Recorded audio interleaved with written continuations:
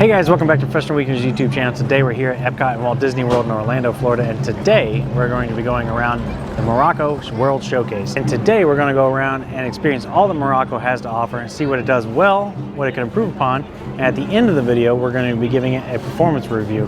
We'll find out, does it meet expectations, exceed expectations, or is it in need of performance improvement? So make sure you stick around, check it out, hit that subscribe button, and let's go. Let's go.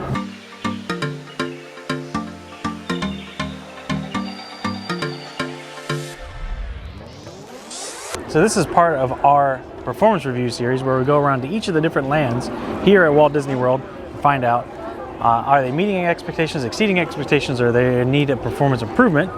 And what makes us uniquely qualified to decide that is I'm a manager, Christine is in HR, she's been doing this stuff for a long time, and so I think that we're able to identify when something is in need of improvement. So we're gonna go around and experience all of this land has to offer. At the end of the video, we're gonna be giving it that performance review, so make sure you stick around and check it out. All right, so we are here in Morocco. It is one of these smaller pavilions here at the World Showcase in Epcot.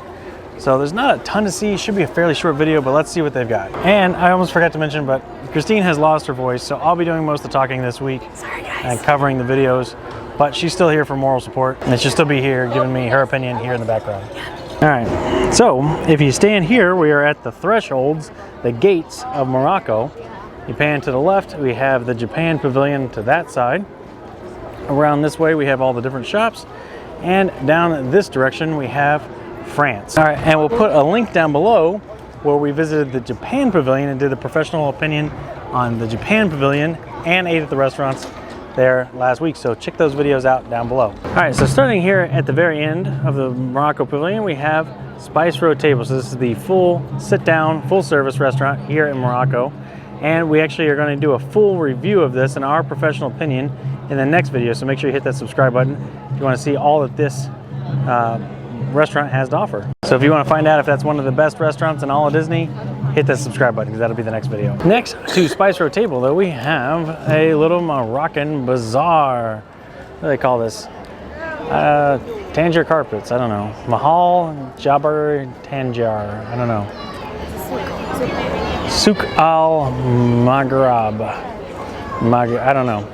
So anyways, we have the little souvenirs section here, so let's go check it out. So here you can get your Morocco World Showcase t-shirts. These $30, pretty pricey. But if you want like a little Moroccan lamp or something, you know, maybe a Christmas ornament, or one of these special tahine platters, right? So you can serve your tahine. It's also got like little Mickeys on there. That's kind of cute. And little serving dishes. And I don't know if they call this like a sari like they do over in India, but this is pretty, like a little, like, you know, woman's dress made in Morocco, 100% cotton. All right, and they do have henna here. So Christine was interested in possibly getting some henna done. All right, so the way this works is a little QR code that we scanned, and then we have our art options and how much they cost. So $25, not too bad. This stuff sticks around for quite a while. So Christine has agreed to do henna.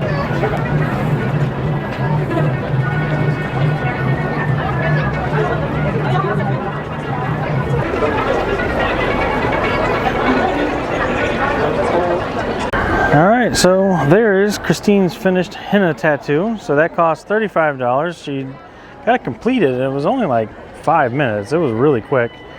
They said let it dry for about 15 to 20 minutes and then flake it off after that, and then it should last about 7 to 10 days. So very pretty. I think she did a great job. Oh, it's got a little hidden Mickey on there too. And when we first walked up there and like scanned the thing, it was like $35. I was thinking, well, that sounds pretty reasonable, pretty good deal, really.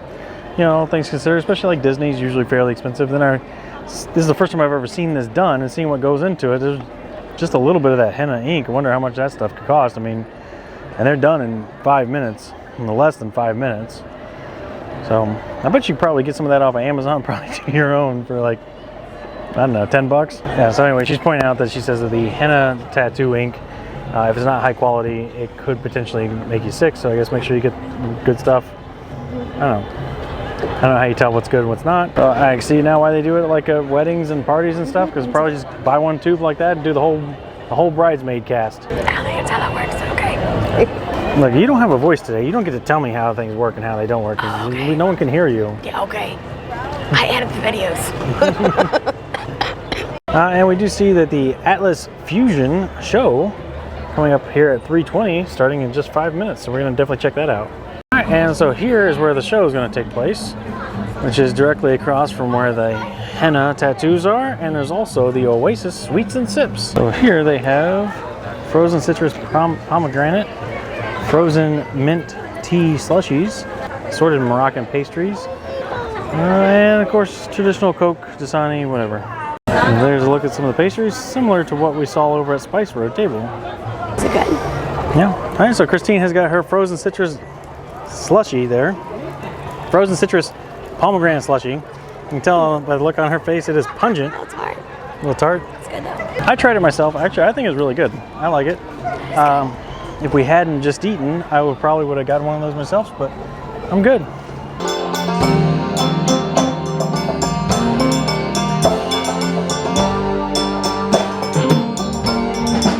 All right, so painting again from the main square, we're kind of starting to go back into the bowels of the beast here, so to speak. And here we have the Tangerine Cafe, so let's go check that out. So the Tangerine Cafe is kind of like a quick service. They have grilled kebabs with lamb, chicken. They also have Moroccan bread and water, as well as alcohol too. Tangerine, it's funny though, tangerines, there's no tangerines on the menu, but tangerine is like my favorite fruit. And if you know, you know, then say goodbye to a tangerine sky and say hello to tomorrow.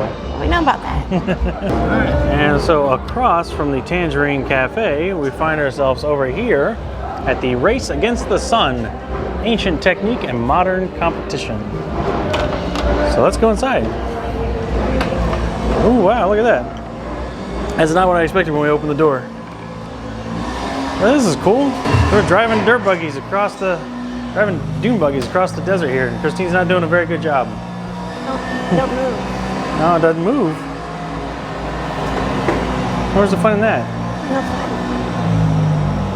I'll keep the sunny side up. So if you want to pretend like you're driving a simulation, you can do that.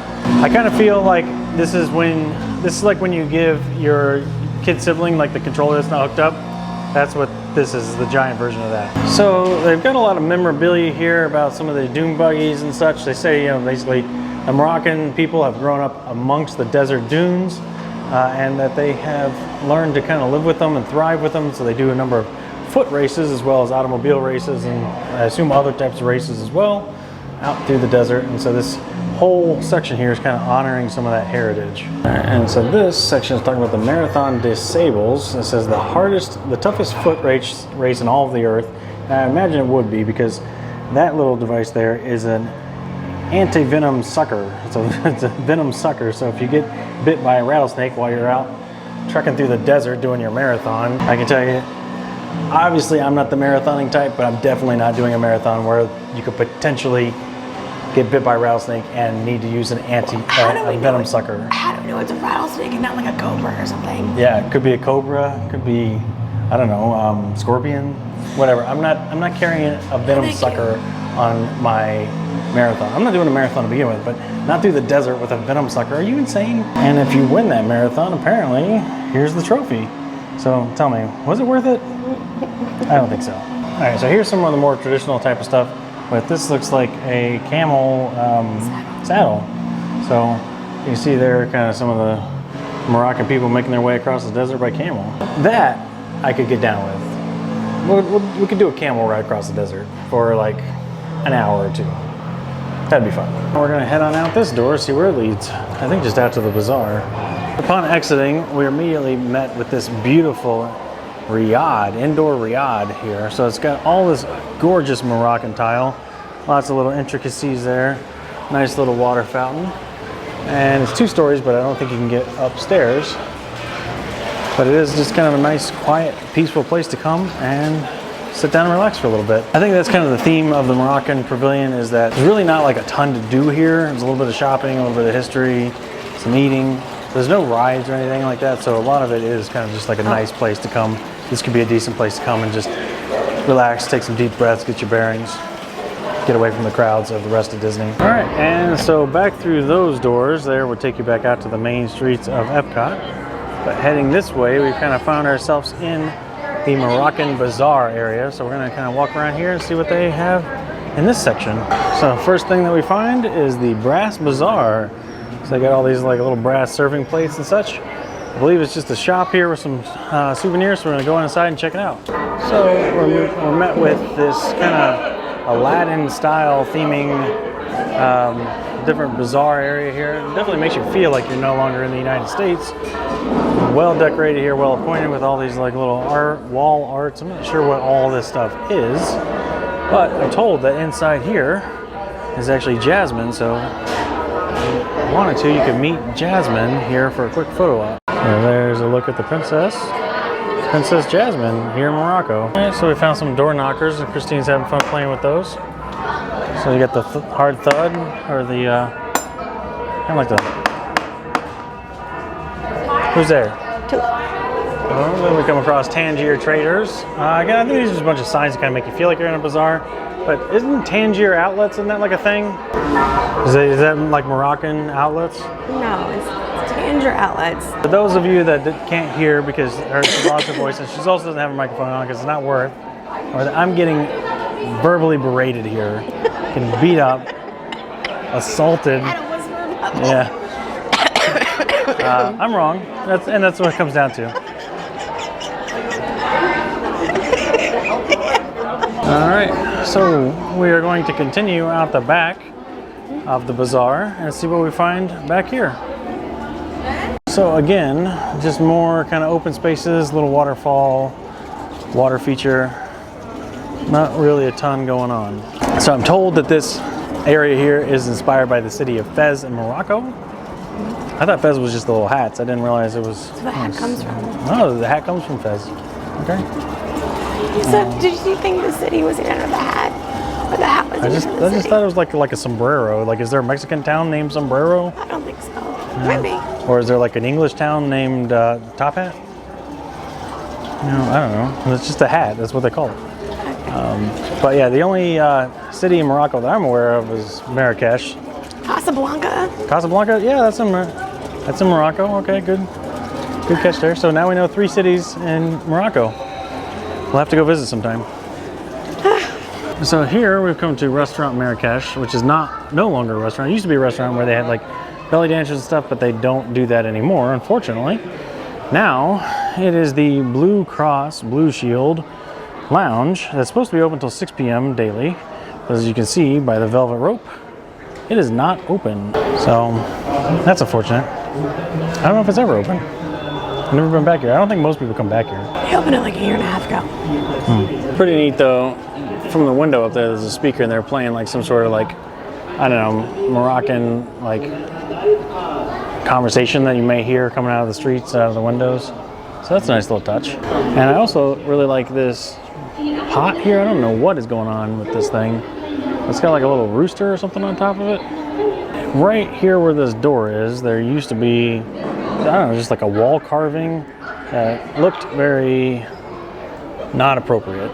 Anyways, and so it's been replaced with this door. You can still kind of barely see, like there's an outline kind of going up and around what was there before.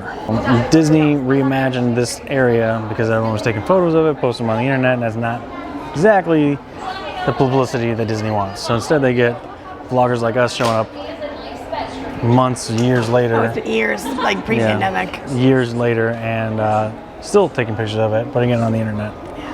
So if I can find our photos from like 2017 when we were here, yeah, I'll put it in here if I can find them. So we have seen it before in person, so if Christine can find the photos from 2017 when we did see it in person, we'll put those in here now. Otherwise, we'll just put some random person's photos from the internet because they're out there. Do a Google search. You gotta go Google. And so we're we're finishing up our tour here in Morocco, and so here's Lamp of Wonders, which is actually across the street.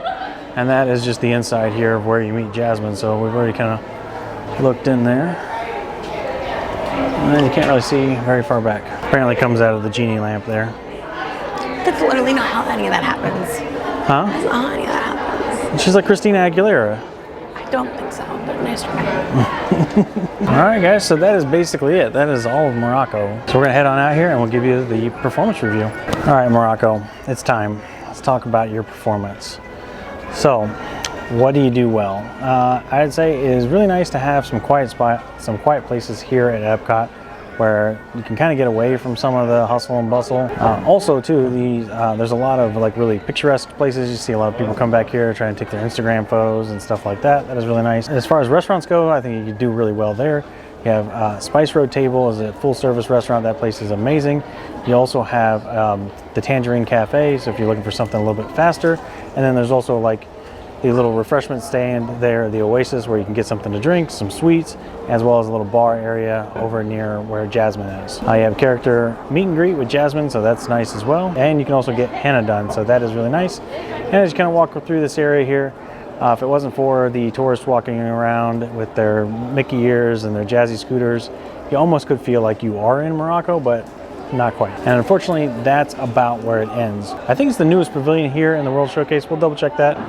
If not, you won't even hear me saying this. Morocco is the smallest country pavilion here at the World Showcase. And while it's got some good food and some great theming, it just doesn't really have much else. Like, there's nothing really to draw people to this area. Definitely, there's no rides, so there's no reason why people come by here. Maybe they need to come up with some sort of Aladdin ride and stick it in here. But magic carpet ride, that'd be fun. Magic carpet ride, yeah. You could have you could do the flying carpets with the spit camel. The camels that spit at you, yeah. Time and time again, you can see the people walking by behind me. We just see people circling this area. They keep coming back here looking and expecting more. And you just see constant disappointment on nearly everyone's face as they turn that corner and realize there's nothing back here. That's it. That's all there is. And then they shuffle around and go back out the other way. And it's just like a parade of people just walking in circles around here. And nobody really knows what to make of this area. It's very strange. So it feels very out of place. And unfortunately, with all that combined, I'm going to say that Morocco is in need of a performance improvement plan. Now, I wouldn't say it's too bad because I think Spice Road Table does do a lot of the heavy lifting for this pavilion, but they definitely need some sort of ride, to at least start to get anywhere near the meets expectation category. And even the shops and everything that are here, the merchandise is kind of limited. There's just not a ton to see or do here. I don't really know why you would want to come here in particular. I mean, if you're looking to get your henna tattoos, you can definitely do that. But once you get that done, you're kind of moving on to the next thing. You're into Japan or you're into France, and now your henna tattoo looks a little out of place. It does not. So, anyways, that's going to do it for us today, guys. Let us know in the comments below. Do you agree with this? Do you disagree with that? Is there anything that you think that Morocco could do to improve? We'd love to hear about that in the comments below. And with that being said, we're out of here, and we'll see you next weekend. Bye.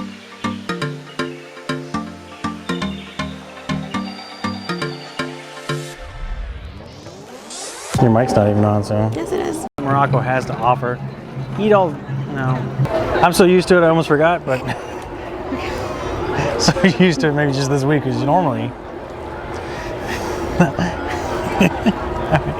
All right, guys, so this is part of our professional, All right, and so we immediately come to this beautiful, like, what do they call it? It's like an indoor garden? It's not really a garden. It's not a sukkah. It's a pagoda. No, give me a second. I'll think of it. Riad. It's a riad. Assorted macaroon pastries, a Moroccan. The Tangerine Cafe. I don't know what we're looking at, but all right. So here's some of the more traditional. So we're gonna head on out here, and we'll give you.